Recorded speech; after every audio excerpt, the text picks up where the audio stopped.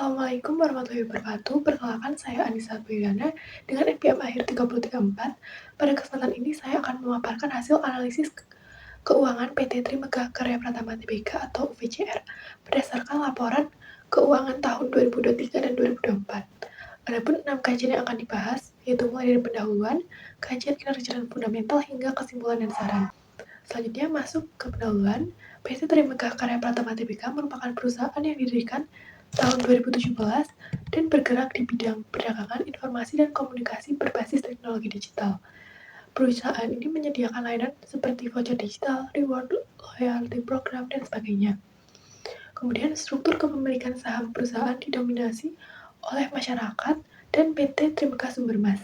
Kondisi ini menunjukkan bahwa perusahaan telah memanfaatkan sumber pasar modal sebagai salah satu sumber pendanaan untuk mendukung pengembangan bisnisnya. Kemudian, berdasarkan hasil analisis kinerja dan fundamental, terdapat beberapa indikator yang menunjukkan penurunan pada tahun 2024. Dapat mengalami penurunan yang menunjukkan berkurangnya laba operasi setelah pajak.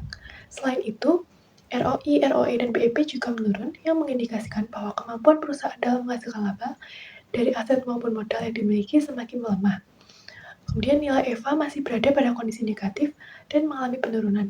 Hal ini menunjukkan bahwa perusahaan belum mampu menciptakan nilai tambah ekonomi bagi para pemegang saham. Di sisi lain, NOWC dan TOC mengalami peningkatan.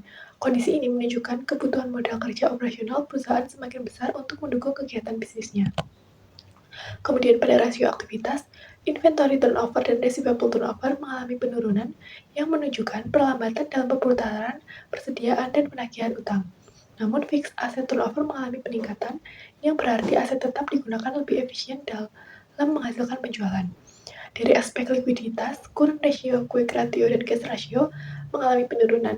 Hal ini menunjukkan kemampuan perusahaan dalam memenuhi kewajiban jangka pendek menjadi lebih rendah dibandingkan tahun sebelumnya. Sementara itu, rasio pasar seperti PER, PBV, dan market to book juga mengalami penurunan. Kondisi ini mencerminkan penurunnya penilaian pasar dan kepercayaan investor terhadap prospek perusahaan. Kemudian berdasarkan analisis risiko dan biaya modal, beta perusahaan mengalami peningkatan yang menunjukkan tingkat risiko saham menjadi lebih tinggi. Cost of equity dan WACC juga mengalami peningkatan yang berarti biaya pendanaan yang harus ditanggung perusahaan semakin besar. Di sisi lain, ROIC mengalami penurunan. Selain itu, selisih antara ROIC dan WACC semakin negatif. Kondisi ini menunjukkan bahwa tingkat pengembalian yang dihasilkan perusahaan masih belum mampu menutupi biaya modal yang harus dikeluarkan. Dengan demikian, kemampuan perusahaan dalam menciptakan nilai ekonomi bagi pemegang saham masih perlu ditingkatkan. Pada struktur modal, total liabilitas mengalami peningkatan yang menunjukkan adanya tambahan penggunaan utang untuk mendukung operasional perusahaan. Namun demikian, total ekuitas juga mengalami peningkatan dan masih menjadi sumber pendanaan terbesar perusahaan. Selain itu, debt to capital ratio mengalami penurunan yang menunjukkan porsi penggunaan utang jangka panjang dalam struktur pendanaan semakin kecil. Secara keseluruhan, struktur modal UVCR masih didominasi oleh modal sendiri sehingga dapat dikatakan relatif konservatif.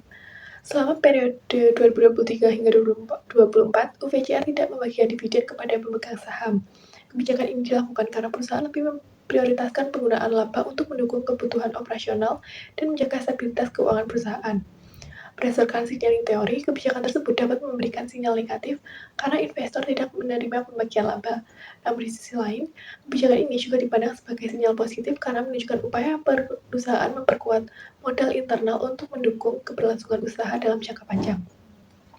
Berdasarkan hasil analisis yang dilakukan, dapat disimpulkan bahwa kinerja keuangan PT Trimegah Karya Pratama tahun 2024 cenderung mengalami penurunan.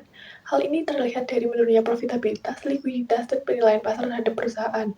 Risiko perusahaan meningkat seiring dengan kenaikan beta dan biaya modal, sedangkan kemampuan perusahaan dalam menciptakan nilai ekonomi masih belum optimal karena nilai ROIC masih di bawah WACC.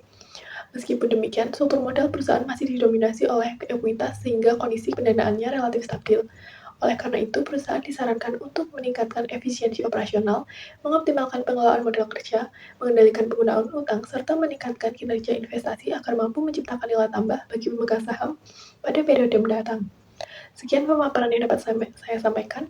Wassalamualaikum warahmatullahi wabarakatuh.